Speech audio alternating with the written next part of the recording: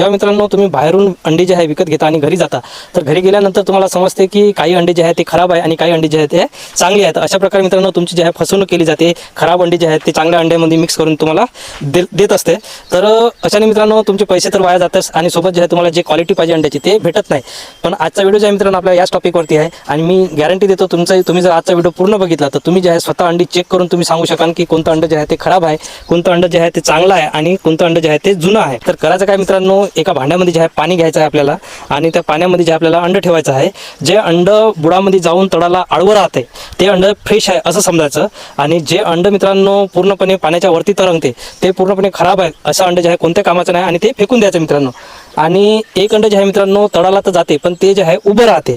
तर अशा वेळेस मित्रांनो हे अंड जे आहे ते खराब म्हणता नाही येणार, आपण ते जे आहे खाण्याच्या उपयोगी जे आहे आणू शकतो. तेच एवढंच की ते अंड जे आहे 10 ते 15 दिवस जे आहे जुनं असते आणि ते अंड जे आहे पाण्याच्या बुडाला जाऊन उभं राहते.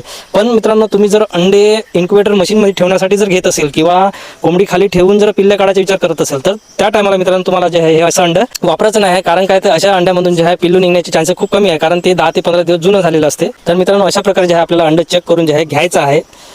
माहिती आवडली असल्यास मित्रांनो व्हिडिओला लाईक करायला विसरू नका आणि इतर मित्राला पण शेअर करायला विसरू नका. धन्यवाद.